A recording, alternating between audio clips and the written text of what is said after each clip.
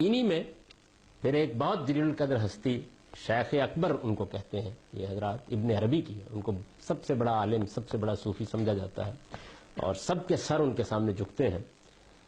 وہ اس کو پھر موضوع بنا کر گفتگو کرتے ہیں. یہ ساری تو بات آپ نے سن لی نا. ابھی تک تو یہ ہے کہ اصل بات حقیقت زیر بحث ہے، یعنی آسمان بھی پہ بھی چلے گئے، وہی بھی آ گئی، خدا سے رابطہ بھی ہو گیا، عصمت بھی حاصل ہو گئی، حق کا منبع بھی بن گئے، حق ان کے ساتھ جہاں وہ جاتے ہیں وہاں گھومتا ہے، باطل داخل نہیں ہو سکتا.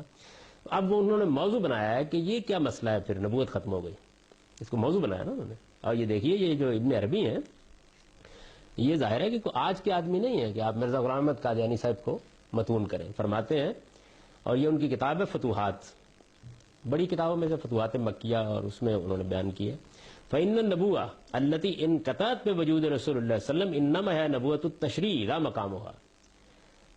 چنانچہ جو نبوت نبی صلی اللہ علیہ وسلم پر ختم ہوئی، جو نبوت نبی صلی اللہ علیہ وسلم پر ختم ہوئی وہ محض تشریعی نبوت ہے، یعنی شریعت لانے والے نبی کی نبوت ہے.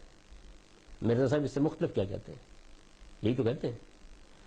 چنانچہ جو نبوت نبی صلی اللہ علیہ وسلم پر ختم ہوئی وہ محض تشریعی نبوت ہے، نبوت کا مقام ابھی باقی ہے،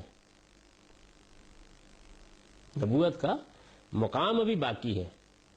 فلا شرع یکون ناسخا لشرعہ صلی اللہ علیہ وسلم. کہتے ہیں کہ نبوت کے ختم ہونے کا مطلب یہ ہے کہ اب کوئی نئی شریعت آ کر نبی صلی اللہ علیہ وسلم کی شریعت کو نہ منسوخ کرے گی، ولا یزید فی حکمہ شرع آخر، اور نہ آپ کے قانون میں کسی نئے قانون کا اضافہ کرے گی.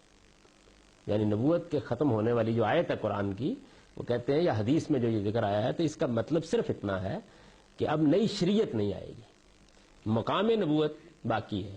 وَهَذَا مَعْنَى قَوْلِهِ صلی اللہ علیہ وسلم ان الرسالۃ والنبوۃ انقطعت فلا رسول بعدی ولا نبی. ایک حدیث کو پھر انہوں نے بتایا، کہتے ہیں یہ مطلب ہے اس حدیث کا جس میں حضور نے یہ کہا ہے کہ نبوت اور رسالت دونوں ختم ہو گئی ہیں، میرے بعد اب نہ کوئی رسول آئے گا اور نہ کوئی نبی آئے گا. یہ حدیث انہوں نے نقل کہتے ہیں یہ مطلب ہے اس کا. مزید اس کو واضح کرتے اے لا نبی بعدی یکون علی شرع مخالفا لشریع بل اذا کان یکون تحت حکم شریعتی. یعنی حضور کی اس بات کا مطلب یہ تھا کہ میرے بعد کوئی ایسا نبی نہیں ہوگا جس کی شریعت میری شریعت کے خلاف ہو، بلکہ وہ جب ہوگا تو میری ہی شریعت کا پیرو ہوگا. بین ہی یہی بات کہتے ہیں مرزا غلام احمد صاحب کا. کوئی یعنی اس معاملے میں ادنا درجے کا بھی اگلا قدم نہیں رکھا انہوں نے. یہی بات کہتے ہیں کہ شریعت میں وہی لے کے آیا ہوں، وہی شریعت ہے جس کی مجھ کو پیروی کا حکم دیا گیا ہے. میں کوئی 5 کو 4 نمازیں نہیں کر رہا یا 5 کو 6 نہیں کر رہا، ساری شریعت وہی ہے. اچھا، شیخ احمد سرہندی جن کو اقبال میں حاضر ہوا میں شیخ مجدد کی لحد پر، یہ وہی شیخ ہے جن کے اوپر نقش بندیہ سلسلہ یہاں اپنے کمال کو پہنچا ہے، اور جن کو الف ثانی کا مجدد کہا جائے، دوسرے 1000 سال کا. وہ اپنی کتاب، ان کی مکتوبات بہت مشہور کتاب ہے، اس میں اسی موضوع پر لکھتے ہیں کہ باید دانست کے منصب نبوت ختم بر خاتم الرسل شدیست علیہ و علی علیہ الصلاۃ و تسلیمات اما از کمالات آن منصب بطریق طبیعت مطابعان اورا نصیب کامل است. فارسی عبارت ہے. جاننا چاہیے کہ منصب نبوت بے شک خاتم النبیین صلی اللہ علیہ وسلم پر ختم ہو گیا، منصب نبوت، لیکن اس منصب کے کمالات، منصب کے کمالات کیا ہیں؟ وہی آتی ہے نا، الہام ہوتا ہے، خدا سے رابطہ ہوتا ہے. اس منصب کے کمالات آپ کے پیرووں کو آپ کے پیرو ہی کی حیثیت سے اب بھی پورے حاصل ہو سکتے ہیں، کم نہیں، تھوڑے نہیں، کسی نچلے درجے میں پورے حاصل ہو سکتے ہیں. یہ باتیں ایسی تھیں، یعنی ان کی آپ براہین احمدیہ جو ہے وہ پڑھی ہوئی ہماری لائبریری میں، ساری جلدیں اس کی، اور سب ان کی جتنے بھی ہیں روحانی خزائن کے نام سے وہ سب چھپی ہوئی ہیں. ان کو آپ پڑھیں جب تو آپ کو یہ معلوم ہو کہ ایسی باتیں ہیں. یعنی انہوں نے بہت دلائل دیے اس بات کے کہ نبوت جو ہے وہ اس کا مطلب یہ ہے، اور الہام جاری رہنا چاہیے، اور وہی جاری رہنا چاہیے، یہ خدا کی نعمت ہے، اس سے محروم کیسے ہو گئے؟ بنی اسرائیل میں تو سب لوگوں کو ہوتا تھا، محمد الرسول اللہ کی امت کیوں محروم کر دی گئی؟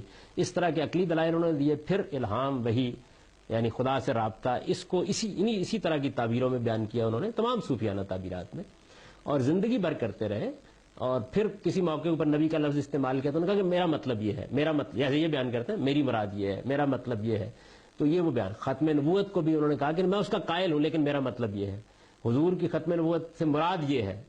یعنی آپ کے ہاں ایک شخص نے نبوت کا بیچارے نے دعویٰ کر دیا، تو آپ نے پکڑ کے اس کو کہاں پہنچا دیا. اس بارے میں کیا خیال ہے؟ احمد جاوید صاحب نے تو میرے پاس تشریف لائے یہ مقدمہ لے کے اپنے ہی ایک، کیونکہ ان سے میری بھی بہت دوستی تھی دونوں بزرگوں سے، تو انہوں نے یہ بیان کیا. تو میں نے کہا کہ یہ ٹھیک ہے، لیکن یہ کہ آپ تو صوفی آدمی ہیں، تو یہ بیچارے جن کا یہ آپ مقدمہ بیان کر رہے ہیں، یہ تنہا اگر تو مجرم قرار دینا ہے تو میں اس سے برات ظاہر کرتا ہوں، اور اگر سب کو قرار دینا ہے تو پھر یہ سب کو قرار دے دیں، یعنی ایک ہی وقت میں فیصلہ کیا جائے نا.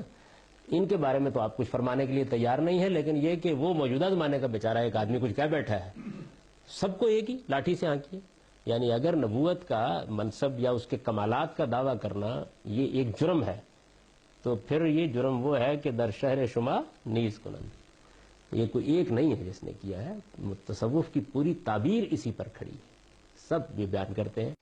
اس میں ان اصطلاحات کو آپ سمجھ سکتے ہیں جو مرزا صاحب اپنے لیے کہتے ہیں، بروزی نبی، ذلی نبی، تابع نبی، غیر تشریعی نبی، یہ اصطلاحات استعمال کرتے ہیں نا وہ، یہ اصل میں یہی اصطلاح اس میں اس پس منظر میں سمجھ سکتے ہیں. جیسے صوفیوں نے اس کو بیان کیا نا، تو انہوں نے نئی تعبیریں اس کو دی اس نوعیت کی.